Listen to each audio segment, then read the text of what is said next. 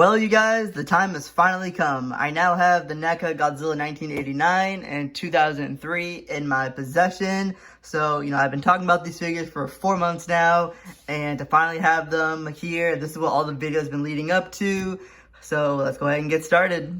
However, this review will be only for Godzilla 1989, as I feel like I talked about this figure more than I did about 2003. But don't worry, we will be getting to 2003 very soon, because hey, this is my favorite Godzilla suit of all time. So I want to make the video nice and special for it. So don't worry, 2003 will be coming soon, but for right now, 1989. This one's been a highly anticipated figure, especially for me as well, as this 1989 Gedo / Bio Goji is my second favorite suit of all time. So my first impression of this figure was, wow, it's a nice, big, bulky, hefty figure, especially in the tail. I think out of all the Neca Godzillas, especially the ones that I own, this one probably has the best tail. It's nice and long, a nice, big, muscular tail. It's a lot better than 2003. 2003 has like this real skinny, long tail, which it feels very delicate. I feel like I'm gonna break it if I bend it the wrong way. But no, 1989 does not play with that. It has a nice, big, muscular tail, which I like. Just going through all the details on the skin, like this is a big improvement over their first Heisei Godzillas. You remember when NECA first started making Godzilla figures? Remember their Heisei Godzillas? The sculpt looked like this. This is their Burning Godzilla. Like, look at the difference. Huge improvement. Like this, feels like a cheap knockoff in comparison. Like, wow. I mean, to be fair, the paint job on the Burning Godzilla is pretty cool, especially in the spines, but just the sculpt just seemed very off to me. So yeah, NECA's come a long way with their Heisei Godzillas, and just their whole Godzilla line in general, that's for sure. Now the box is just, the typical box that we're used to seeing from NECA now. It's the open, closed-in window box. Got a picture of the prototype figure up there, as well as the rose backdrop, supposed to represent the deleted scene from Godzilla vs. Biollante. Art on the back there. Pictures more of the prototype, as well as the breath effects weapons. Same thing on this side. Japanese kanji on the top there. So yeah, awesome poster. One thing I loved about the Heisei series is there was always 2 different movie posters. You had the live action posters, which featured the suits, and then you had the artwork posters, which are equally as awesome. So yeah, love the Heisei series, have huge nostalgia for it. That's the Godzilla that I got introduced to, so yeah, very nostalgic towards the Heisei series. So, Godzilla 1989 here from NECA. I must say, big improvement in sculpt from NECA's first Heisei Godzilla. This is the Burning Godzilla here. Big improvement, I would say. So yeah, NECA's really come a long way with their Godzilla line. The earlier figures weren't the best. They had big quality control issues, and, joints popping off and stuff. But ever since Godzilla 62, they seem to switch up the materials, making them big, hefty figures, which is, like I said, huge improvement. So let's get Burning Godzilla out of here. So Godzilla 1989. Seriously, this figure has really impressed me so far.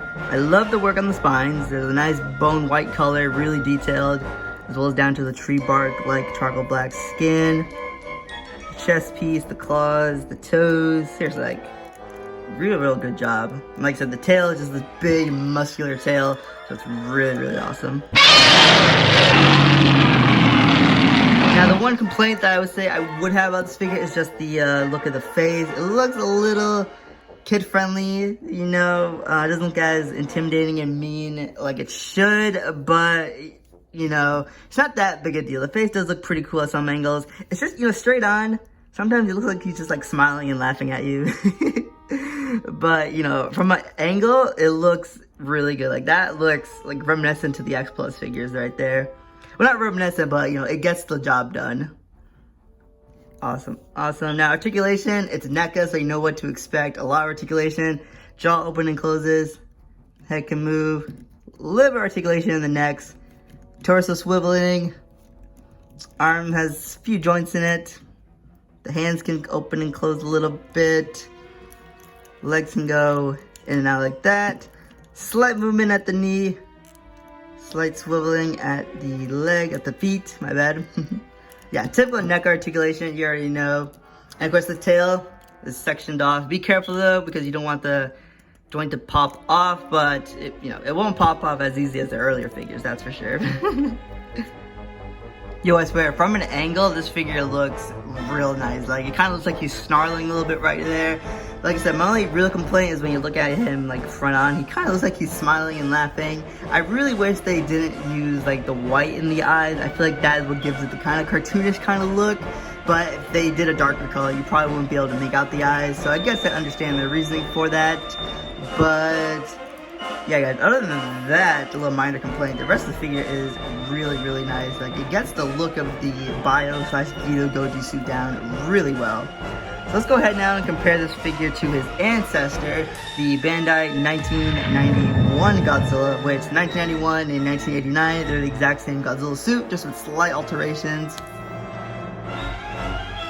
As you can see, of course, the 1991 Godzilla is taller, but, this is an 8-inch scale figure. This guy's like 6.5 inches, so what are you gonna do? But this just brings up my little complaint here. I wish Bandai would have made us a 6-inch Godzilla 1991.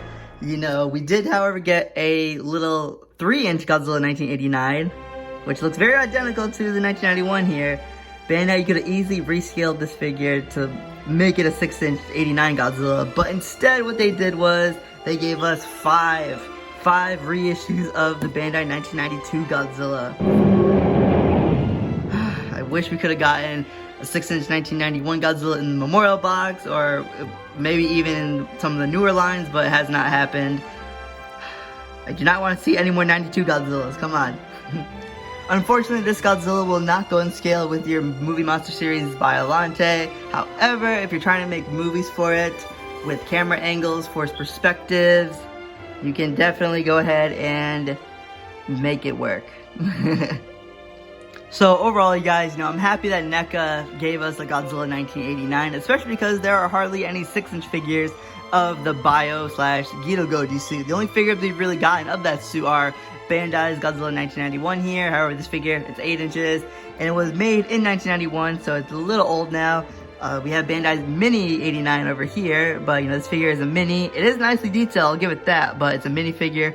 Won't really go in scale with your other 6-inch figures other than Biollante, so And then, of course, SH Monster Arts, they did make a Godzilla 1989 that came with sound, but the figure is probably really expensive online, so I don't know about that. And X Plus, they've made quite a few 89s, 25 centimeter, 30 centimeter, Yuji Sakai. However, the aftermarket on those X Plus figures is ridiculously expensive. Like, you have to really get X Plus on pre-orders, because the aftermarket prices, ridiculously expensive. Oh my god, it's annoying. So I appreciate NECA coming out, giving us a Godzilla 1989 that is affordable and is easy to find. Like, you can get this guy from Target, your comic book shops, anywhere that sells NECA figures. You'll probably be likely to run into Godzilla 1989 and 2003 now. So I appreciate NECA coming out, giving us a Godzilla 1989. $24.99 this figure is going to cost you. I would say go for it. It's a real good representation of the Bio/Geto Goji suit, especially because all those other figures are ridiculously expensive and hard to find. I know I did complain about the face sculpt a little bit, but from angles, he looks real good. It looks like how he's supposed to. So yeah, guys, if you can get this guy, get it before it comes rare, because as we know, NECA has lost the Godzilla license. So as of right now, Godzilla 1989 and 2003 are the last of the NECA Godzilla line, and honestly, I think they went out with a bit of a home run. I think they did a good job on their, so far, last Godzilla figures. So guys, pick it up before it gets rare and hard to find. That's all I can say to you. Alright guys, I'll see you in the next video. Don't worry, we will get to the NECA Godzilla 2003 very soon, so stay tuned for that. But for right now, you guys, keep collecting kaiju, don't ever stop. I'll see you later.